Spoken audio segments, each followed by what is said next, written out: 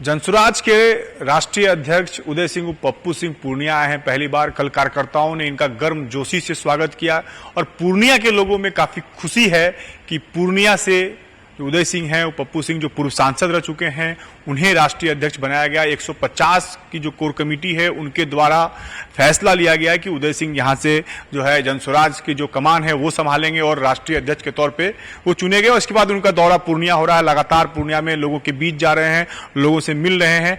अब 2025 का जो विधानसभा चुनाव है तो कहा जा सकता है कि इस इलाके में एक चर्चा आम सी हो गई है कि जो उदय सिंह है, जो पूर्व सांसद हैं, उनका एक नया अवतार आया हुआ है और इस चुनाव में जनसुराज कैसा परफॉर्मेंस करेगा, कैसा रिजल्ट आएगा, हम उनसे बात करते हैं। हमारे साथ में राष्ट्रीय अध्यक्ष उदय सिंह पप्पू सिंह जी। सर, पहला तो सर स्वागत है आपका, नया अवतार, पहली बार आप पूर्णिया आए, पूरे गर्मजोशी के साथ कार्यकर्ताओं ने आपका स्वागत किया।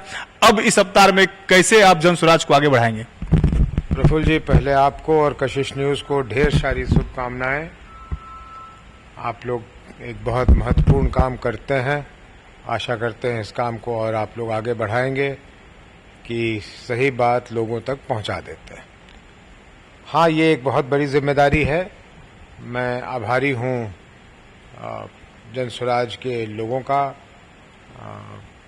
उनके कोर कमेटी के सदस्यों का, मनोज भारती जी का, सभी बड़े नेताओं का और खासकर प्रशांत किशोर जी का कि उन्होंने मुझे इस योग्य समझा कि इतनी बड़ी जिम्मेदारी मुझ पे दी है।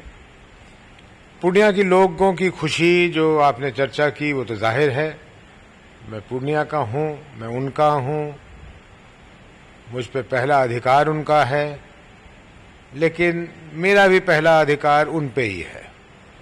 जैसे उनका अधिकार मुझ पे है, मेरा अधिकार उन पे है और मैं उनको ये कहने आया हूँ कि मैं ही राष्ट्रीय अध्यक्ष नहीं बना, वो सभी लोग, पूर्णिया के लोग, सीमांचल के लोग राष्ट्रीय अध्यक्ष बने हैं और राष्ट्रीय अध्यक्ष के कार्यकाल में, सीमांचल के राष्ट्र के अध्यक्ष के कार्यकाल में जनसुराज तेजी से आगे बढ़े, बिहार में परिवर्तन की दिशा में जो आंधी बह रही है उसको और तेज करे और परिवर्तन करे।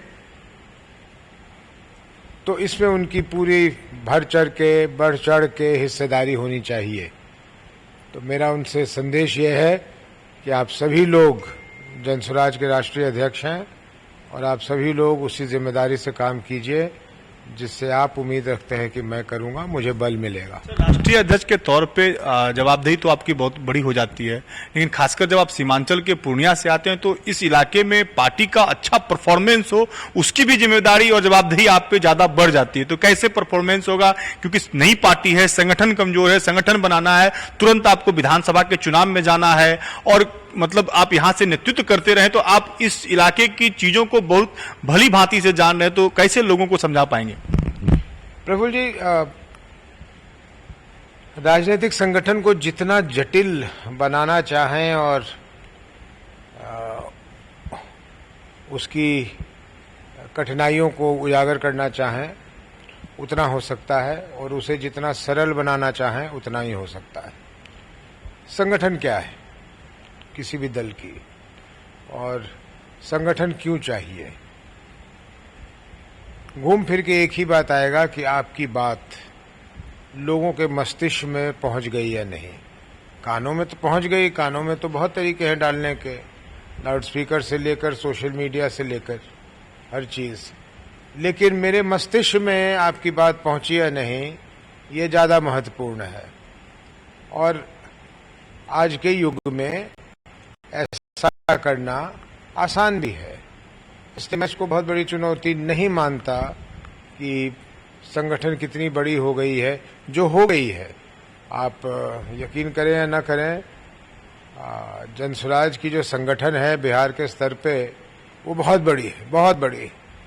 और चुनाव बाद तो इसका लोग आकलन करेंगे कि इतनी बड़ी संगठन कैसे तैयार हो गई। लेकिन संगठन से ज्यादा महत्वपूर्ण है कि आपने अपनी बात, अपनी संवाद लोगों के कानों के माध्यम से उनके दिमाग में पहुंचा दिया या नहीं। प्रशांत किशोर जी ये काम बाखूबी कर रहे हैं, हम लोग सब लोग इस काम में लगेंगे।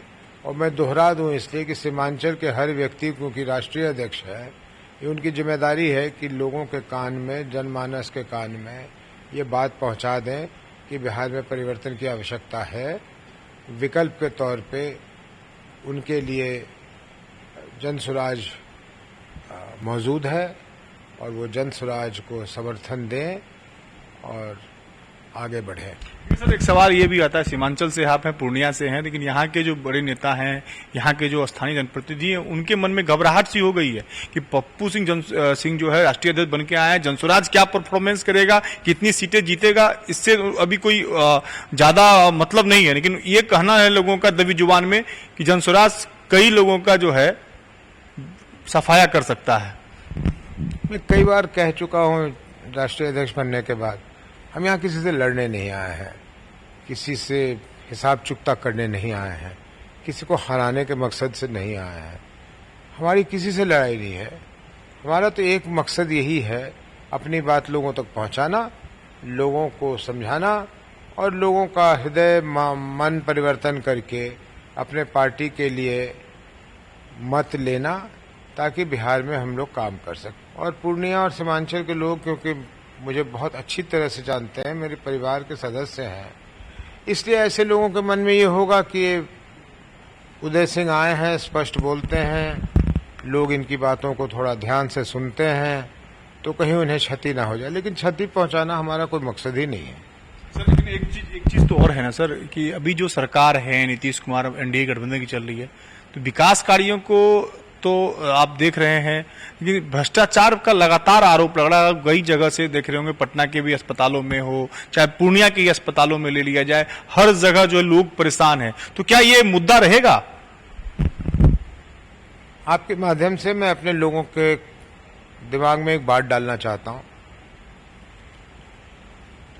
उससे पहले ये कह दूं कि अगर कोई कहे कि बिहार में विकास ही नहीं हुआ है, तो वो झूठी बात है। विकास तो, अगर उसको विकास कहते हैं तो विकास तो दिखता ही है ना, पुल बने ही है ना, सड़कें बनी है ना, बिजली की इंतजाम बेहतर हुई है। लेकिन मैं मानता हूं कि ये तंत्र विहीन, ये दो शब्द याद रखें, तंत्र विहीन विकास है। तंत्र विहीन विकास उसको कहा जाता है जहां तंत्र, सरकार, इंतजाम करने वाले लोग उल्टी दिशा में काम कर रहे हों, निष्क्रिय हों, काम ही नहीं कर रहे हों, और फिर भी विकास हो जाए। वो क्यों हो जाता है विकास? क्योंकि कहीं भी किसी सोसाइटी में लोगों में जो ऊर्जा होती है, अपनी ऊर्जा होती है, उसके दम पे वो विकास करते हैं। गाड़ियों की बिक्री देखिए कितनी बढ़ गई बिहार में। इसमें सरकार ने क्या किया? कुछ नहीं किया। तंत्र विहीन, बार बार याद कीजिए। रह गई बात विकास की, तो नीतीश जी, उनके सरकार और आरजेडी सरकार का हिस्सा रही थी, जवाब दे दे कि कितने रुपए का काम कितने रुपए में हुआ है। जिस मकान में आप बैठे हुए हैं, इसमें खर्च होना चाहिए था 50 लाख रुपया बनाने में, मान लीजिए, और मेरा कॉन्ट्रैक्टर कहता है कि साहब ये लीजिए आपका घर बना दिया, 5 करोड़ रुपए का बिल है, तो क्या उसको विकास माना जाएगा?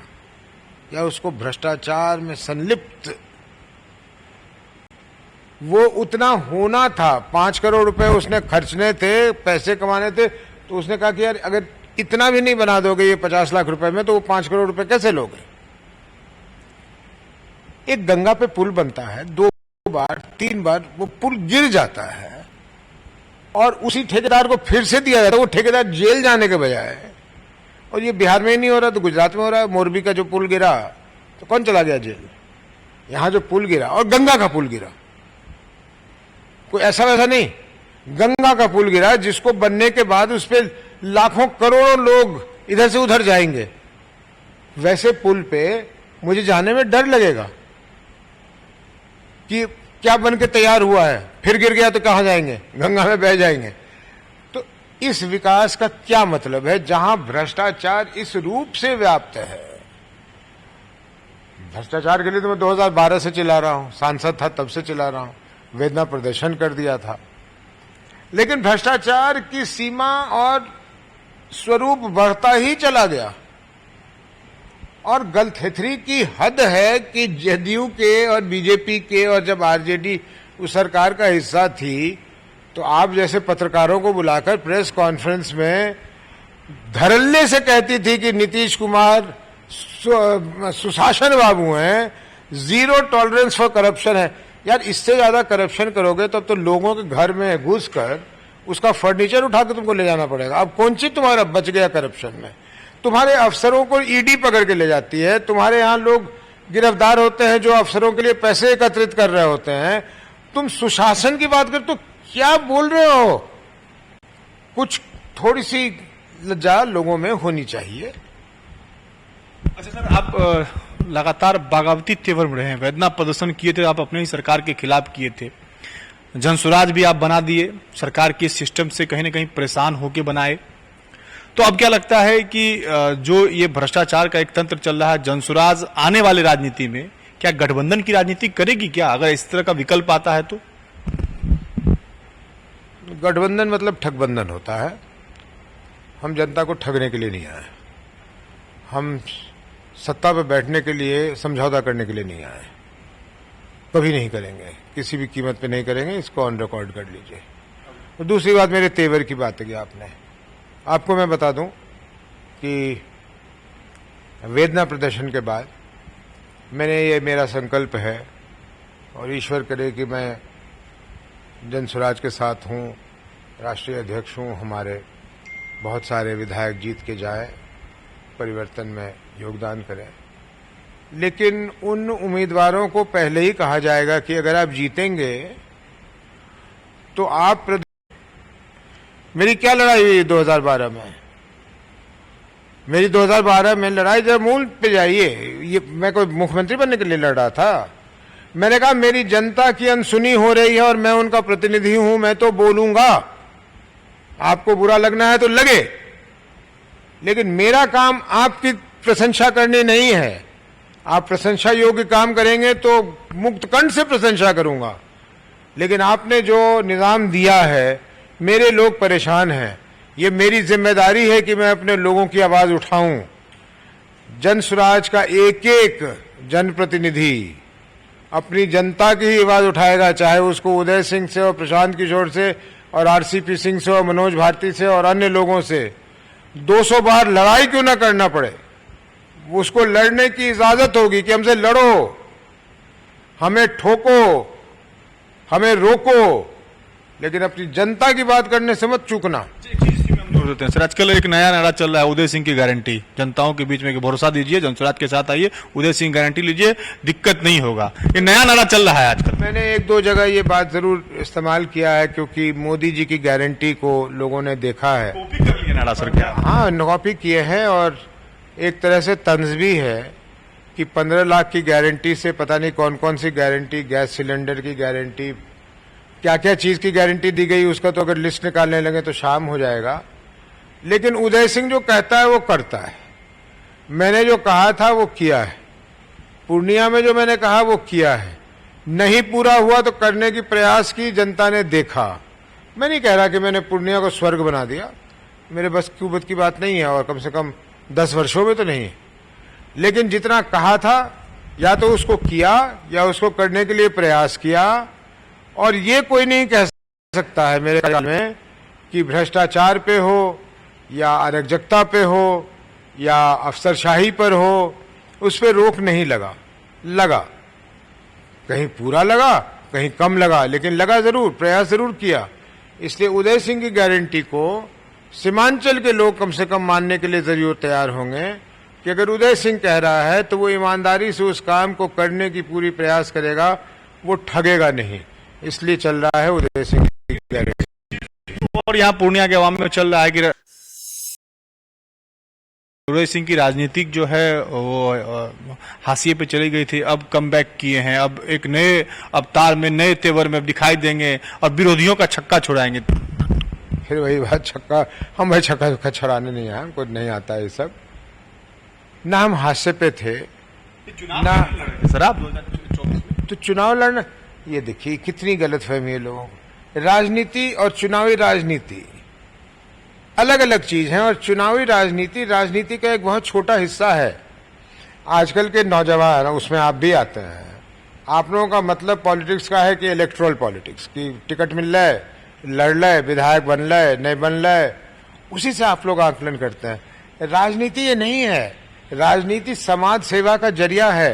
राजनीति में जाइए, समाज सेवा कीजिए, मौका लगेगा तो टिकट भी मिलेगा, लड़िएगा भी, जीतिएगा भी, बनिएगा भी। और अगर जब नहीं भी रहिएगा तो भी जब तक आपके अंदर शक्ति है, इच्छा शक्ति है, तब तक आप लोगों के बीच काम कीजिएगा। तो आप पॉलिटिक्स में ही हैं, उसको हाशिए पे जाना नहीं कहते। एक चीज तो ये भी है ना कि जैसे उदय सिंह की गारंटी का भी नारा चल रहा है, तो उसी तरह लोकसभा चुनाव में चला था, उदय सिंह ने कह दिया था कि नहीं लगता है तो नोटा दबा दो। तो नोटा के ने इस बार बहुत बड़ा कमाल कर दिया, तो कहीं ना कहीं मौन समर्थन भी था ना आपका। नहीं, मुझे याद नहीं है कि नोटा दबाने के लिए मैंने कहा होगा। मैं तो किसी को कोई सलाह नहीं दी थी कि कहाँ देना है, कहाँ नहीं देना है। गलत फहमी है लोगों को कि मैंने उसको समर्थन कर दिया, उसका विरोध कर दिया। कोई भी व्यक्ति ये नहीं कह सकता है कि मेरे फोन से या मेरे सहयोगियों के फोन से किसी को ये फोन गया हो कि इसको मदद करना या इसको नहीं करना। जब मैं चुनाव नहीं लड़ रहा था और तीनों जो मुख्य उम्मीदवार थे उन्होंने आके शुभकामना लिया, मैंने सबको शुभकामना दी, तो मेरा ये बनता ही नहीं था कि मैं एक किसी को मदद करूं या एक किसी को, मतलब बड़े भाई के रोल में आप आ गए। बड़ा भाई समझिए, ये पूर्व सांसद ही ठीक है, बड़े भाई और छोटे भाई क्या बात है इसमें। पूर्व सांसद था, पूर्णिया को जानता हूं, हर कोई से शुभकामना लेता है, इसमें कोई आश्चर्यजनक बात नहीं है। तो उन्होंने ये उचित समझा कि वो आए तो उनका स्वागत मेरे घर में जब मर्जी आए, मैं सबको शुभकामना दूंगा, उनको भी दिया था। पार्टी के उम्मीदवारों का कैसे चयन कीजिएगा, क्योंकि अब तो चुनाव है, नजदीक है, बहुत कम समय है, बहुत दूर तक जाना है, तो कैसे चयन की प्रक्रिया कैसी होगी और किस तरह के उम्मीदवार आप लेके आएंगे, क्योंकि लोग तो जनसुराज को जान रहे हैं कि उम्मीदवार को पहचान कैसे होगी। दो ही मापदंड होंगे, एक पब्लिक फीडबैक उस उम्मीदवार के बारे में, और पब्लिक फीडबैक कलेक्ट करने का हम लोगों के पास कई तरीके हैं। एक तरीका है हमारे पार्टी के दल के लोग ही घूम घूम के पता कर रहा है। दूसरा तरीका है कि हम डायरेक्टली भी उन उम्मीदवारों के बारे में पता कर रहे हैं, और जब ये पता लगा लेंगे तो उसी के आधार पर टिकटों का बंटवारा होगा। लेकिन ये बता दूं कि बिल्कुल पारदर्शी तरीके से होगा। जिसको टिकट नहीं मिलेगा उसको बताया जाएगा कारण कि क्यों नहीं मिला, भविष्य में क्या हो सकता है या नहीं हो सकता है। ऐसा नहीं होगा कि एक लिस्ट निकल के अब हम नहीं जानते हैं, उनको नहीं पहचानते हैं, ऐसा नहीं होने वाला है। आपकी पार्टी में मुख्यमंत्री का चेहरा अभी तक घोषणा नहीं हुआ, राष्ट्रीय अध्यक्ष आप बन गए हैं, तो अभी तक चुनाव नजदीक आ रहा है, सब में तो इसी तरह मुख्यमंत्री की बात चल रहा है, मुख्यमंत्री चेहरा कौन होगा। तो आपसे भी हम सवाल पूछते हैं कि आपके यहाँ मुख्यमंत्री का चेहरा कौन? हाँ, हास्यास्पद सवाल है। हमारे पास एक विधान पार्षद हैं आफाक साहब, हमारे पास एक भी अभी, क्योंकि चुनाव ही नहीं हुआ है, तो हमारे पास एक भी अभी विधायक नहीं है। तो मुख्यमंत्री का कहा लेके जाइएगा ना सर मैदान में। चेहरा हमारा बड़ा सामने है, लेकिन वो मुख्यमंत्री बने कि नहीं मैं नहीं जानता। कहीं कहीं मैंने ये कह दिया तो लोगों ने कहा कि मैंने प्रशांत जी को बना दिया कि वो मुख्यमंत्री बने। नहीं, मैंने कहा भाई आज ये काल्पनिक प्रश्न है, क्योंकि हमारे पास तो विधायक नहीं है। आज कोई पूछेगा आपका चेहरा कौन, तो आप ही बताओ। मेरा पत्रवाहक 225 पे 243 पे आप जब लड़िएगा तो किसी को चेहरा तो घोषित कीजिएगा ना सर। कोई जरूरी नहीं है, बिल्कुल नहीं करना चाहिए, और कारण देता हूं क्यों नहीं करना चाहिए। पहली बात तो मेरा पत्रवाहक अभी तो प्रशांत जी हैं। सारा बिहार जो जान रहा है जनसुराज को, आज की समय में, आज के परिस्थिति में हमारे पार्टी के सबसे चमकते हुए, सबसे जाने माने फेस प्रशांत किशोर है। कौन बनेगा मुख्यमंत्री? जब ईश्वर चाहेगा, ऊपर वाला चाहेगा, इतने विधायक दे देगा, तो विधायकों की पहली और आखिरी पसंद विधायकों की चलेगी। अगर वो मान लीजिए पसंद कर देते हैं कि प्रशांत किशोर ही बनेंगे, चाहे वो एमएलए ना हो, प्रशांत किशोर बनेंगे, फिर रास्ता ढूंढेंगे। अगर वो कहें कि नहीं हम में से प्रफुल्ल को बनाना है, प्रफुल्ल जी बन जाएंगे, हमें क्या दिक्कत है। भाई इस पार्टी में किसी को कोई लालसा नहीं है कि वो मुख्यमंत्री बन जाए और वो फलाना ये हो जाए, ऐसी कोई बात नहीं है। बिल्कुल व्यवस्थित ढंग से ये काम होगा, कहीं घबराने की बात नहीं। सर एक चीज है, एक सोशल मीडिया सब पे कहीं पढ़ रहे थे, जब आपकी राष्ट्रीय अध्यक्ष की जो ताजपोशी हो रही थी उसके बाद जो लोग कमेंट कर रहे थे, तो बोले कि उदय बाबू जो है राजनेता के साथ साथ व्यापारी भी हैं, तो जनसुराज में जो है उन्होंने इन्वेस्ट किया, अब वो व्यापारी के तौर पे जो है वो राष्ट्रीय अध्यक्ष बने। अगर ऐसा मैंने किया है तो मैं एक कुशल व्यापारी हूं, तो वो भी मेरी कुशलता दिखलाती है। लेकिन आपको बता दूं कि इससे असत्य कुछ हो ही नहीं सकता है। और मैं ये नहीं कहूँगा 2 पैसा, वो अतिशयोक्ति हो जाएगी, लेकिन मेरा कोई इन्वेस्टमेंट नहीं है जनसुराज में। जनसुराज में लोगों के पेट में दर्द हुआ है कि पैसे कहाँ से आते हैं। गांधी जी को पैसे कहाँ से? है सर, पूरे विपक्ष में विरोधियों आपको नहीं कह रहा हूं ना, मैं तो इसलिए कह रहा हूं लोगों के पेट में दर्द है। गांधी जी को पैसे कहाँ से आते थे? गांधी जी जो सभाएं करते थे बिना पैसों करते थे क्या? लेकिन गांधी जी पे कभी आक्षेप लगा? क्यों नहीं लगा? क्योंकि उन पैसों से गांधी जी ने कभी अपने लिए एक जोड़ी धोती नहीं खरीदी होगी। ठीक? प्रशांत किशोर जिस पृष्ठभूमि से आते हैं, और ये सभी लोग जानते हैं, उनके पैर में 10 रुपए का चप्पल होता है, 8 रुपए का कुर्ता पहनते हैं, 9 रुपए का पैजामा पहनते हैं, बाल में कंघी नहीं करते हैं। जनसुराजी सिर्फ बिहार में नहीं है, जनसुराजी पूरे देश में है। जनसुराजी बहुत लोग हैं। आपको क्या मालूम कि बिहार के लोग कैसे मदद कर रहे हैं? क्या पता बिहार के लोग पैसे ना दे रहे हों, लेकिन अगर कोई बिहार का व्यक्ति कहता है कि ये मीटिंग मैं ही करा दूंगा, और इस मीटिंग में 1-2 लाख रुपया खर्च हो रहा हो मान लो, तो वो भी तो सहयोगी हो गया ना, वो भी तो सहयोग का हिस्सा है ना। तो जब बिहार में बदलाव के लिए पूरा देश चाहता है कि बदलाव हो, अच्छे लोग चाहते हैं, बिहार के लोग चाहते हैं, तो ऐसे संस्था को आवश्यक संसाधन की क्या कमी हो सकती?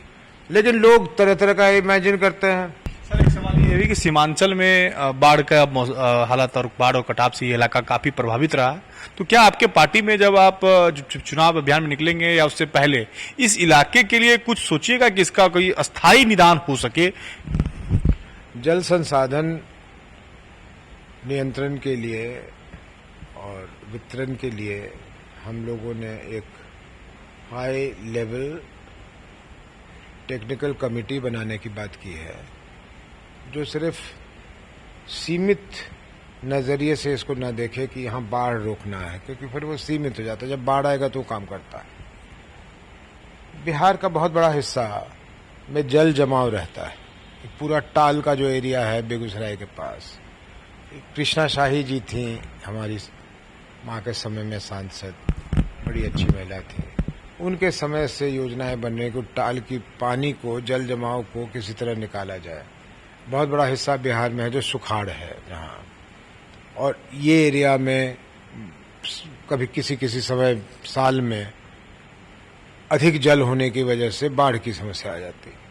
तो पूरे बिहार को एक तरह देखकर, जहाँ ज़्यादा है जल वहाँ से कम एरिया में जाए, जहाँ जल जमा हुआ है वहाँ से पानी निकल के कहीं उसको उपयोगी ढंग से कुछ करने की कोशिश की जाए।